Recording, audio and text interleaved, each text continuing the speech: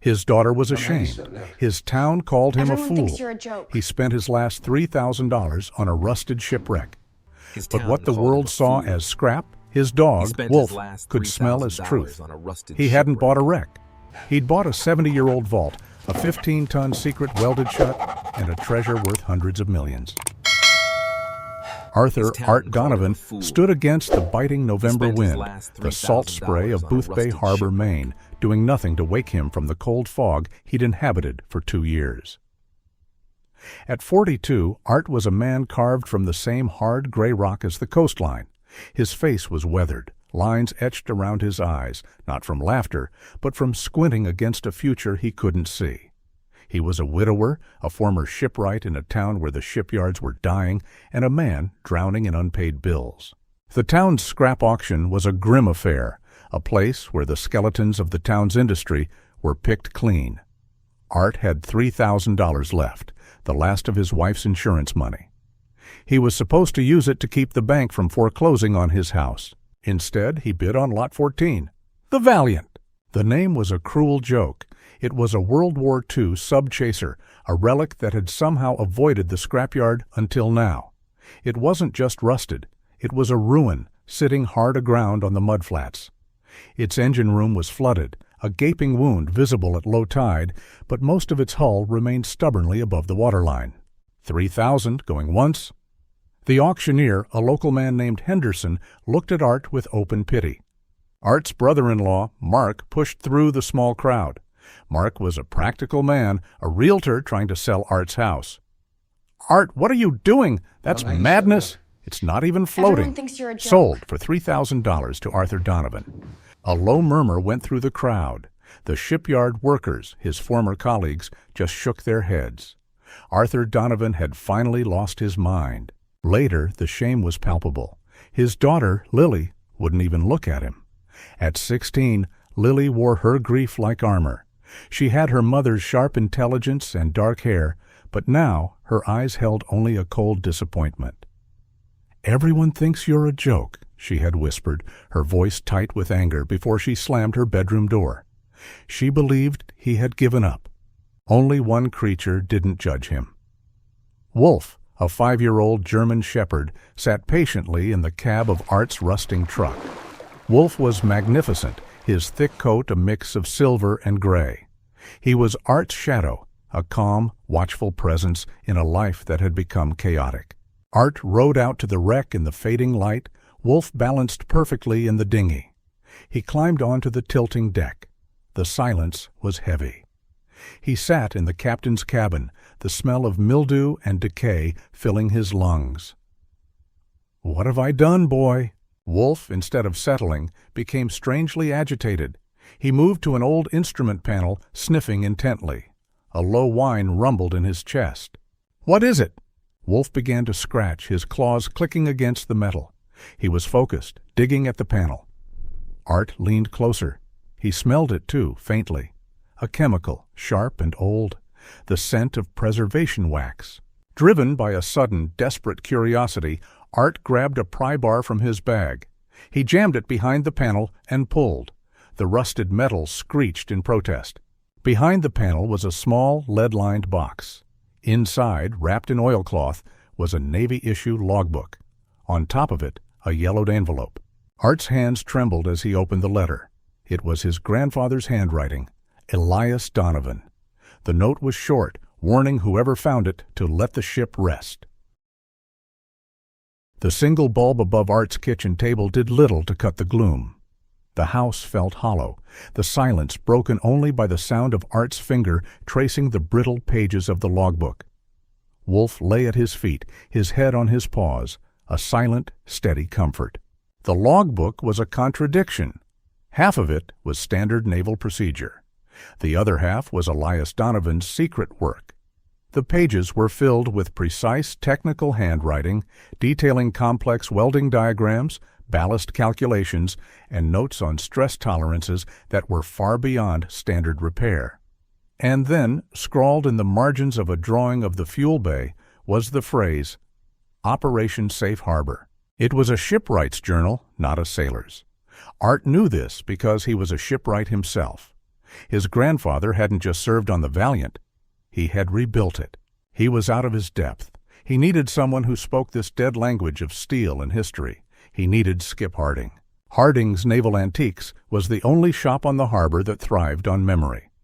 A small brass bell announced Art's arrival with a soft, clear ring. The shop smelled of old canvas, brass polish, and dry, stable wood. Skip Harding sat behind a counter piled high with maritime charts.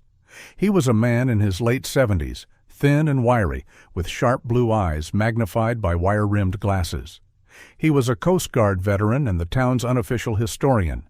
"Arthur," Skip said, his voice a low gravel. "Heard you bought yourself an anchor. The Valiant, wasn't it?" Art felt the familiar sting of shame. "I did, but I found this in the captain's cabin." He placed the logbook on the counter. Skip's casual demeanor vanished. He put on a second pair of glasses and leaned in, his fingers handling the book with reverence. He was silent for a full 5 minutes. "This is Elias's hand, no doubt," Skip said, tapping a diagram. "But this isn't a repair log.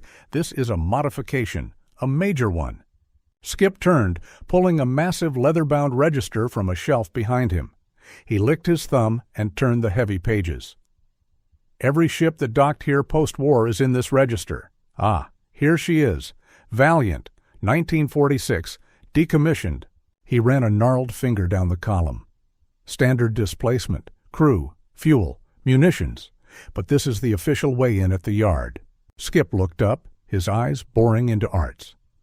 "According to this, Art, her official weight was 15 tons heavier than her specifications. A ship doesn't gain 15 tons of rust. That's cargo, permanent cargo."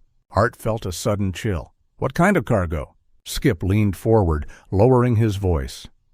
"This harbor was a main receiving point for recovered assets from Europe.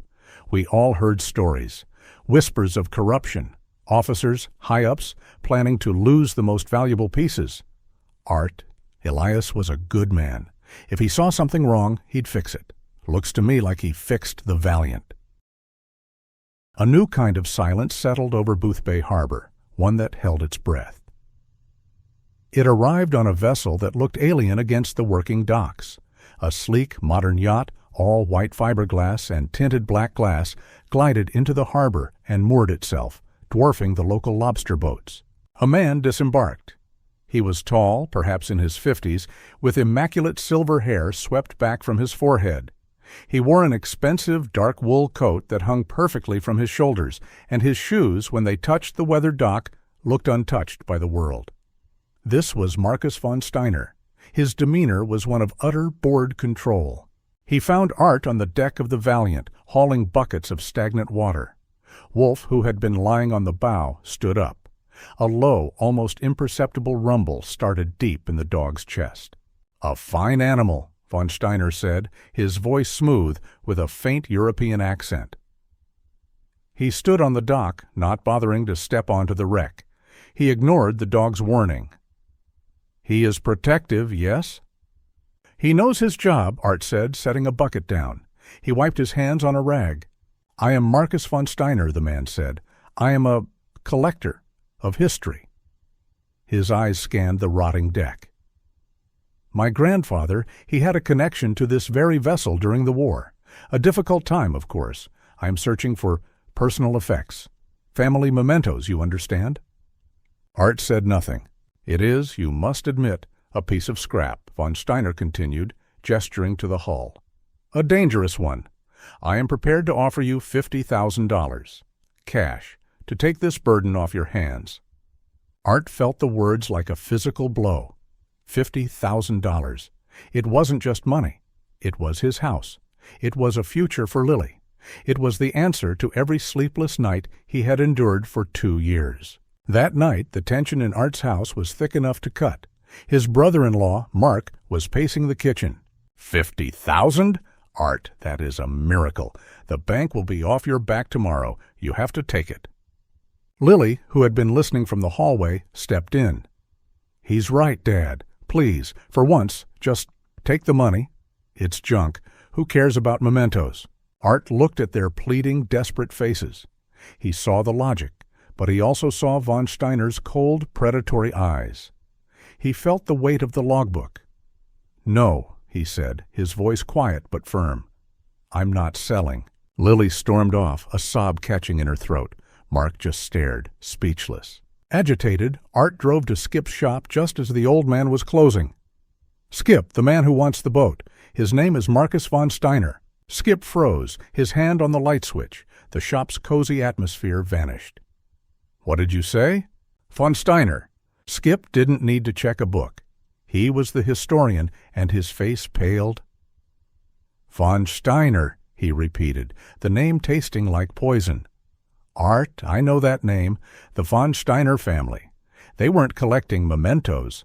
They were infamous. They were the ones in charge of looting art. War art. They didn't have family treasures. They stole them from everyone else." He looked at Art, his eyes grim.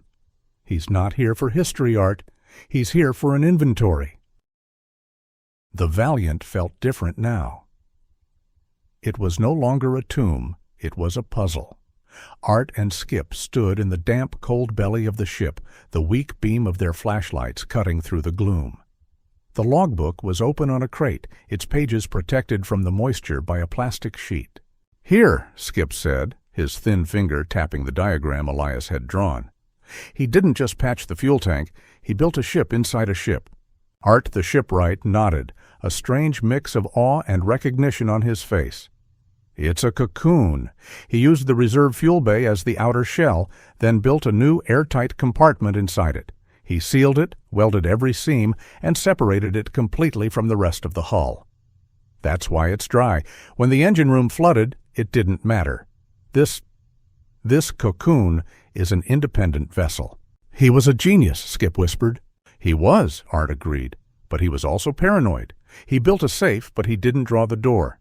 They spent the next hour running their hands over the cold steel bulkhead. It was a massive, smooth wall of metal.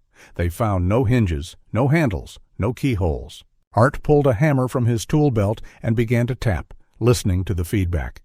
A dull thud, a thud, a thud. The sound was solid, uniform, hopeless. "It's all solid, Art," Skip said, sighing. Wolf, who had been sitting patiently by the ladder, stood up. He walked past Art, his claws making soft clicking sounds on the metal deck. He stopped at a section of the wall that looked identical to all the rest. He pressed his nose to the steel, and his ears shot forward. "What is it, boy?" Art asked, his voice low. Wolf didn't move, just stared at the wall. Art walked over and tapped the hammer near the dog's head. A dull thud. Wolf let out a single sharp bark, vibrating with intensity. He scratched at the paint, whining. "He hears something," Skip said, moving closer. Art pressed his own ear to the bulkhead. "Tap it again, Skip." Skip took the hammer and tapped. Art heard it, not a thud. It was a sound so faint his ears had missed it, but Wolf's had caught it instantly. It was a high, tight resonance, a hollow echo. "This is it," Art whispered. "It's hollow." They searched the spot Wolf had found. Behind a rusted bracket, Art's fingers found it, a tiny recessed hole, packed with 70-year-old grease. He referenced the logbook. "It's a mechanical lock. It needs a lever." Art found a long steel pole from the ship's broken railing. He jammed the end into the mechanism. He pushed. Nothing. "It's seized, rusted fast." "Together then," Skip said, grabbing the pole. They put their weight against it. Wolf barked, sensing the struggle. "Now!" Art shouted. They heaved. The steel pole bent under the strain. For a terrible second, nothing happened. Then a sound began. It was a low, agonizing groan of metal against metal. The sound rose to a deafening, high-pitched screech that echoed through the entire ship. The gears were turning. With a final, jarring shudder, the locking pins retracted.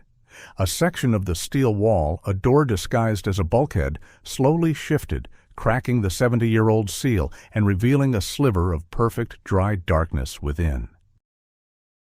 The air that escaped the hidden chamber was not the damp, salty air of the bay. It was the dry, still breath of a tomb. It smelled of old canvas, sealing wax, and faint, resinous wood. Art shone his flashlight inside. Skip followed, his breath catching in his throat. It was not a room of gold coins. It was a library of lost souls.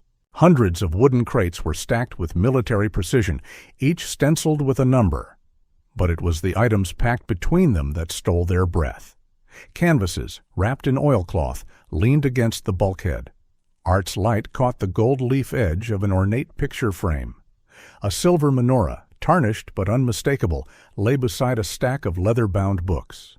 Tucked in a corner was a small wooden chest, and spilling from it, a child's violin. "My goodness," Skip whispered, his voice trembling. He reached out a hand but didn't dare touch anything. These aren't just valuables, Art. This is history. This is everything that was taken." Art felt the crushing weight of it. This was what his grandfather had protected. This was the 15 tons. It was a hoard not of wealth, but of memory, easily worth hundreds of millions, but priceless in its meaning. A heavy scrape of a boot on the deck above shattered the silence. Art spun around, his heart seizing.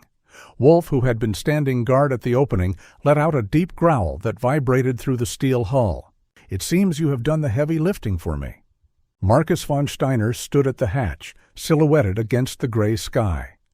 Two large, rough-looking men in work clothes stood behind him, their faces impassive. They were not carrying guns. They were carrying thick ropes and heavy steel crowbars. "I am very grateful," von Steiner said, stepping down into the hold. His eyes, cold and assessing, swept over the crates. They gleamed with a possessive fire. "This doesn't belong to you, Steiner," Skip said, his voice small but defiant. "It belongs to my family," von Steiner snapped, his polite mask gone. "It was acquired, and now it is reacquired." He nodded to his men. "Secure the boat, and them." One of the men, a burly figure with a scar on his jaw, advanced on Art, raising his crowbar. "Old man, just sit down. Don't be a hero." Art tensed, bracing himself. He never saw Wolf move. It was not an attack. It was an interception, a blur of silver-gray fur. Wolf launched himself from the shadows. He didn't bite. He didn't lunge. He simply appeared between Art and the henchman, planting his feet on the steel deck. A bark exploded from him, a sound so deep and powerful it echoed in the confined space like a gunshot. It was followed by a growl that was less a sound and more a physical threat. The henchman, who had only seen a man, was now faced with 70 pounds of protective fury. He yelled in surprise and stumbled backward, trying to stop his own momentum. His boot caught on a rusted piece of decking. He crashed to the floor, his crowbar clattering loudly across the metal. The other man froze. Von Steiner's face contorted in rage. "Get that animal!" But the moment was broken. The standoff was absolute. Art and Skip were on one side of the vault, von Steiner and his men on the other, and Wolf stood between them, a silent, trembling guardian, refusing to back down. And from the harbor's edge, a quarter-mile away, Lily Donovan, watching her father through a pair of old binoculars, lowered them from her eyes and frantically dialed 911. The standoff held, frozen in the cold, damp air of the hold. Wolf's deep growl was the only sound, a vibration that held von Steiner's men at bay. Then a new sound cut across the water, thin and high. It was the wail of a siren growing rapidly closer. Von Steiner's head snapped toward the harbor entrance. His face, moments before a mask of arrogant control, twisted in fury. A police boat, its blue lights flashing against the gray water, was speeding toward the Valiant. "It seems your daughter is more practical than you," von Steiner spat, his voice low and venomous. The police boat slid expertly against the Valiant's hull. The man who stepped aboard was Art's age, wearing the uniform of the local police chief. "Art?" the man said. This was Jim Colson. They had been friends in high school, before Art's grief had isolated him from everyone. "Jim?" Art said, his voice rough with relief. "Got a frantic call from Lily," Jim said, his eyes sweeping the scene. He noted the crowbars, the frightened look on Skip's face, and the simmering anger in von Steiner's. "She said you had some trespassers. Looks like she was right." The arrest was quick and professional. Von Steiner protested, speaking of family property, but Jim Colson cut him off. "You can tell it to the judge.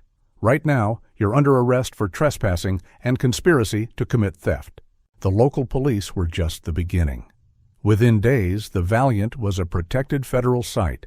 Men and women in dark suits, FBI agents and specialists from international art recovery organizations respectfully asked Art and Skip to walk them through the vault. Elias Donovan's logbook was the key. It was their Rosetta Stone. "This," a woman from a Holocaust Remembrance Trust said, her hands trembling as she held the book, "this is immaculate. Your grandfather's documentation. It allows us to bypass decades of legal challenges. We can actually find these families." Von Steiner was prosecuted. His claims of family property were revealed as fraudulent, built on a foundation of theft and atrocity. Art Donovan, the man mocked at the auction, was hailed as a hero. The International Trust established to manage the recovery awarded him a legal multi-million-dollar finder's fee. The foreclosure notices stopped, the house was safe. And Lily, who had been watching from the shore, terrified but resolute, was back. She hadn't just reconciled, she was proud. She was enrolled in college, fully funded, studying history. Months later, the Valiant was no longer a wreck. Restored to her 1946 glory, she was floated and moored permanently in the harbor, a floating museum, and a memorial to Operation Safe Harbor. Art stood on the polished deck. The town that had pitied him now respected him.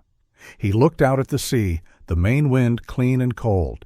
He felt a familiar, warm pressure against his leg. Wolf sat beside him, leaning his weight against his master. Art placed a hand on the dog's head, his fingers scratching the thick fur. They had found more than a treasure. They had found their purpose.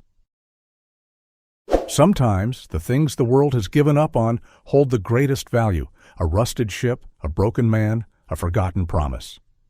Wolf's loyalty teaches us to look closer. Thank you for looking closer with us.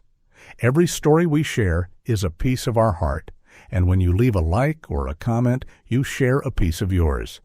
It means more than we can say. Please subscribe so you don't miss the next chapter of our shared journey. Your next story is already waiting on the screen.